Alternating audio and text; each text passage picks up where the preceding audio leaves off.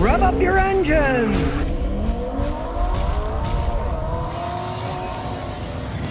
Today I got a Subaru Crosstrek. It's got like 64,000 miles on it. He's the original owner. Well, why did he buy it? He had owned Chevys and he was disgusted with Chevrolet, so he thought, I'm going to try a Subaru. But he leased this vehicle, and after the lease was up, he bought it. It didn't fall apart like the Chevys did, right? Now, he understands, he used to work on trucks, he understands nothing's perfect, these have had some problems and stuff, but so far, with 65,000 miles, he's very happy with the vehicle. It just had minor recalls about a switch and an airbag that, you know, wasn't their fault, they didn't make the airbags. It's all-wheel drive. Does he put snow tires on it? No, he just drives it the way it is, with just normal tires on it. Doesn't have any problems. The all-wheel drive system is good. If you live in a really crazy place, Alaska, North Dakota or something, sure, you're going to buy snow tires, but then, of course, you got to buy all four and deal with all that crap. In this case, he doesn't have to deal with that. He just has 4 tires on it, and he doesn't have to swap them out in the winter. And on a highway, he gets about 32 miles a gallon. It is all-wheel drive, and usually Crosstreks like this, they get in the 20s on the highway. How come his is magical? Because, check it out, it's a manual transmission with 6 speeds. Now, if you want one of these, you better hurry up, because they're not going to be making manual transmissions in them anymore. This is the Crosstrek, and it's a good one. It's one that's made in Japan. Now, they're starting to make them in Indiana, too, I believe. In Japan, I haven't seen any imported here yet, but in Japan, they're doing something novel. Instead of the all-wheel drive, the ones that they're making in Japan, to cut costs, are front-wheel drive only, which is a new thing for Subaru. Almost all their vehicles are all-wheel drive, except for the little race cars, which are rear-wheel drive, because they like them for drifting. But in Japan, they have Crosstreks that are front-wheel drive. I'm assuming they'll probably bring them in the United States for a cost purpose alone. Now, he paid 24 and change for this brand new, and that's one of the ways they sell. If you were going to get, say, an all-wheel drive Toyota RAV4, 10 to 14 grand more than this. I've had quite a few people bring me these Subarus and they say the exact same thing. They said, Scotty, you know, I watch your videos, I thought I'll get a RAV4. And then when they saw what the price was, they got one of these and said, it gets better gas mileage than a RAV4. It's all-wheel drive. I kind of like it. And quite a few people bought these instead because of the monetary difference. So let's look under the hood. This baby was made in Japan, and it is the 4-cylinder engine. They used to have trouble with head gaskets. That's long gone. Now, you want to change your oil regularly. It's not like the old ones that had rubber timing belts that would destroy things that were a real pain to set up. It's got a chain. So you don't have to think about that, but you want to change your oil every 5,000 miles. You don't want dirt wearing your engine out and stuff, but understand, they don't have head gasket problems anymore. These cars cost less. Pay 20-something for it. Toyota would have been a ton more. But they do cost-cutting measures to sell their cars cheaper. Just like in Japan, they now offer this with only front-wheel drive, not all-wheel drive, so it costs less to make, so they can sell it for less. Subaru engines are kind of bizarre. They're boxer engines, and they have the block, and they have the head, and then they have another piece. And all, aside from the head gasket, all the other gaskets, they don't use gaskets. They use siliconized glue. Now, it's fine to build them that way, and it costs them less, because just think, you're making a bunch of cars, you got to have all these gaskets stored, waiting to put them on, you got to bolt them on, blah, blah, blah, right? It's a lot cheaper just having a gun with glue in it, and go, bolt it on, bolt it on. You got to keep the oil fresh and clean, because you don't want old, worn-out oil eating up that silicone, because when it does, you can buy aftermarket gaskets, and I advise doing that. I would not say glue it back together for a couple of reasons. The main one is the silicone glue works great on virgin metal, right? Gets right in the pores. But when you already have a gasket, you got to take the old gasket off. It's very hard to get rid of all the gasket material, and it really adheres better on virgin metal. That metal's old, there's oil saturated in it, and glue will never work as long the second time. So you really want to buy gaskets and build it the way it should have been built in the first place. But as I said, they want to save money when they manufacture the things. Now, if you're the type of person that, say, you buy a car and you keep it 90, 100,000 miles and get rid of it, you're probably not going to give a one hoot, because it probably won't leak at all. But if you're like me and you keep them 15, 20 years, 2, 3, 400,000 miles, believe me, you'll be taking it apart to replace the stupid glue, and you would have wished, why didn't these swines just put a gasket in there in the first place? So we'll take a look inside. Solid door. It's got that typical boxer sound. And as you can see, it's got 64,814 miles on it. Black and silver. It's got heated seats. Hey, in a car at this low price range, that's a pretty good deal. And check it out. My favorite. It has a mechanical emergency brake. I hate the electronic ones. Realize this, if your electrical system goes dead and your battery goes bad, you will no longer have an electric parking brake because it works with electricity, right? And if you watch the video that I made the other day with a Honda, the guy, it was even worse. He had an electronic parking brake, but that wasn't his problem. His problem was the battery went dead and he couldn't get in his own car because the remote didn't work anymore, but on that Honda, they do have a key that fits in the door. And the keyless remote does have a key hidden inside. You push a little button and out comes a little blade key, right? So I got the key and I stuck it in the door and I turned it.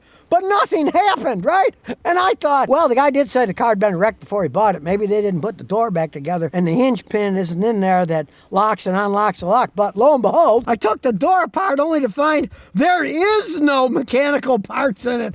It's just an electric switch I was turning. So guess what? The battery was dead, so the switch isn't going to work. He couldn't get in his own car, and we had to get a AAA guy. Luckily, he was a member of AAA, and he came with his tools and he bent the door with the little squeegee, and then he reached in, he unlocked it, and then we put a new battery in the car. And can you imagine you're locked out of your own car, even though you have an emergency key? What good is the emergency key? That's what I got to say. And 2024, they're not going to have the manual handbrakes anymore, so poop on that, you know. Then again, you know how that always goes. It's actually cheaper to make the electronic stuff. That's why they switch over to them all. It's just like electronic power steering in a car. It costs a lot of money to make a power steering pump, high pressure hoses, a high pressure steering rack, cost a lot of money. When they went to electronic assist power steering, all that crap, all of it, was replaced by an electric motor. Now, of course, the electric motor is going to short out. When it gets wet, it's going to wear out. It's electronic parts, they always break. They won't last forever like a lot of hydraulic systems do. But they're infinitely cheaper to produce, so that's the way they're going to make them. Now, he's even still on the original brake pads on this, but it did leave him stranded the other day. But he realized it was his fault, but kind of their fault. Because he says he likes the simplicity, but he wished it had one bit of not simplicity, and that is a warning buzzer that your headlights are turned on. Even my old Matrix 07's got a warning buzzer. If you walk out and the headlights are on, it'll buzz and warn you. In my wife's Lexus, it turns them off automatically when you turn the key off, so it doesn't even matter. But to save money building it, this doesn't have a buzzer, and he left the headlights on, so he had to get a jump start. But it's still got the Subaru battery in it, and after charging it up, it's still going down the road. So, of course, we're going to do a scan of it to see what kind of shape it's in. Okay, it's got the SOS system. Now, it was free the first year. He pays for the ultimate premium one, which is $149. You can get a $99 one, but he figures the safety's worth the extra 49 bucks, you know? Here we see we got the Crosstrek, and we'll do an auto scan. So while it's doing that, we'll look around some more. Really nice upholstered seats. Now, a lot of people these days are like, oh, I have to have leather seats and blah, blah, blah. Hey, these cloth seats are super comfortable. They're warm in the winter. They're cool in the summer, unlike leather, which is the worst. It's cold in the winter and hot in the summer, right? They can last forever with minimal care. They look nice. They're a lot better looking than they used to. They got them pretty snazzy looking. They're super comfortable. Hey, you keep your cars a long time, you're better off with cloth seats. It's just the way it is. The scan's done. Now you can see a lot of stuff is perfectly good, but we got a few codes here. We'll see what squirrely things it decides to have. Well, not the most important thing, but it has an infotainment code. Let's see what the infotainment code is. Okay, here we go with infotainment code. CAN communication failure, Bluetooth module, backup camera, damaging a coil due to electric current to the speaker coil. This is the level of technology. See, he thinks he got a simple car, but then when you find out a damaged coil and a speaker to the computer system of the car, it is not as simple as one may think. So we'll erase those codes. And we'll see what other squirrely ones exist. Let's see, it's got a problem with the power steering, or so it claims. ECU fault 1, the CPU fault. says the computer has a fault in it. Again, he never had a problem steering it. Now, a lot of times, he did drain the battery out, see? And when you get the battery that low, the computer can trip squirrely codes because the computer has to get a certain amount of electricity from all the sensors if they don't work right. So all these codes that he got could easily come up because the battery went flat. So I'm going to reset them, and I'll bet you none of them come back after we drive. Body control module has a code. See what that is? Battery control power supply. See? Exactly what I said. We'll erase that too. These modern cars are so complex and sophisticated, when the battery goes bad, well, it sends wrong data to everything, and then the computer starts thinking, there's something wrong here, there's something wrong there. So we're going to erase them, see what comes back after a road test. And I'm sure the last code's probably going to be the same type of thing, but we may as well look at it. The combination meter has lost communication with TPM control module and or keyless control module. So we'll erase that too. So let's start it up and we'll look at some live data. You can see the long-term fuel trim on bank 1. It's got 2 banks. It's 0. That means that's running perfectly. A lot of times, even a Toyota will be minus 0.82% or something. This is 0. You can't get any better than 0. It's not going rich or lean. Flow sensor's putting out the right data. 2.4 grams per second. Shows you the fuel pressure. You could say it's almost perfect. The commanded is 4,000, 3,900, 4,000, 3,900, 3,980. If you're off 10 or so out of 4,000, that's nothing. And again, that's why I love machines like this. It used to be I had to go in there. I had to have all the adapters. I'd have to take the fuel line off, put up a fuel gauge, hook it up, and then watch it. This is all done. The car computer always knew the pressure on these modern cars, but with a machine like this, you can access it. So you don't say like, well, maybe the fuel pressure's low. You know, let's guess at the expensive fuel pump and spend $800. No, you can find out one of these machines right away. If it is low, well, hey, you have the data. You're not just guessing. And you can see we can go on. The battery terminal 14.3 volts. That's good. No EGR errors. Gives you the exhaust. Variable valve time data. Shows you when misfires occurred. Well, they're all zeros. So it doesn't have any. Check this out. Number of pre-ignition detection caused by out of fuel. This car can even know if you tried starting it when you were out of fuel. Hey, maybe people are getting dumber and the cars are getting smarter. Hey, who knows? Terminator be on its way. The machines are going to take over from all the stupid people. Well, as you can see, everything's normal. It's all black. We don't want it different colors. Let's take it for a spin. So we'll put her in reverse. It's got a lockout.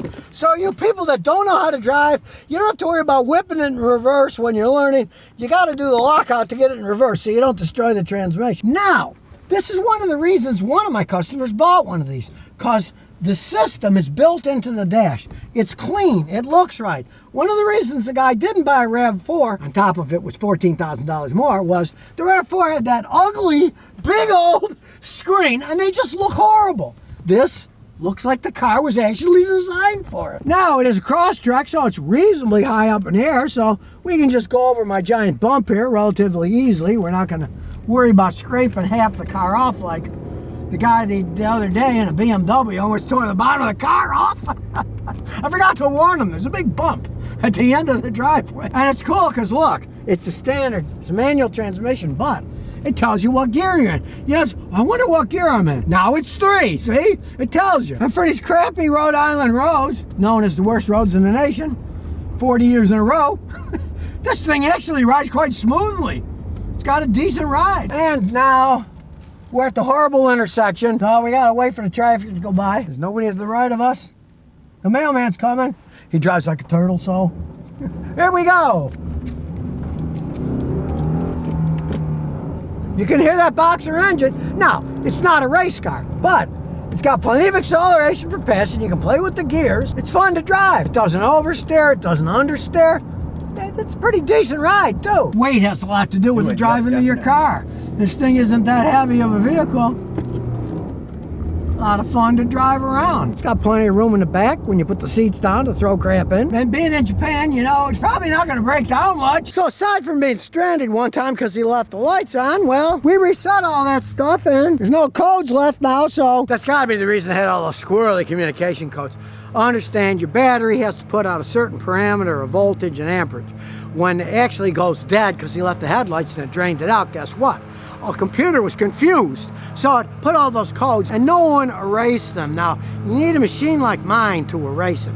at least a $400 or $500 machine. You get a little handheld scanner, it'll erase the check engine lights, but this never had the check engine light on. These codes are really in-depth codes, and you need a fancy scan tool. Now, most people are never gonna know, because if you don't know a guy like me, you'll never have this hooked up, and you'll never know you have those stupid codes, and you're not gonna care, right? But in this case, they're gone, and it was because the battery went completely flat. And then whenever that key was turned on, the computer would be totally confused as to what's going on. There's always some residual voltage, even if it's only 2 or 3 volts. That's enough to make the computer start to trip codes, especially communication codes about low voltage. Subaru Crosstrek, original owner, 65,000 miles. He's real happy that he got rid of his Chevys, and after he leased this, he bought it, and he's had no problems other than leaving the headlights out and draining the battery. Still on the original brake pads. These are made in Japan. Now, the newer ones are going to be slightly different. Some of them are going to be made in Indiana. Who knows what's going to come up from that, but they're not going to make it with the standard transmissions anymore, so you better get one fast if you're planning on getting one with the standard transmission. But the cars themselves, even the regular transmissions, the automatics are better than they used to be because affiliations with Toyota, and they use much better transmissions than they used to have in them. Just like people say Subarus blow head gaskets. Well, the new ones don't. Now, some of the 6-cylinder ones do, but these are all 4s. You're going to get a Subaru, get a 4-cylinder. Don't get a 6. They have more power, but they have more problems. I wouldn't touch a Subaru with a 6-cylinder engine. Well, actually, I touch them all the time, but they're other people's cars and I'm fixing them. So if you never want to miss another one of my new car repair videos, remember to ring that bell.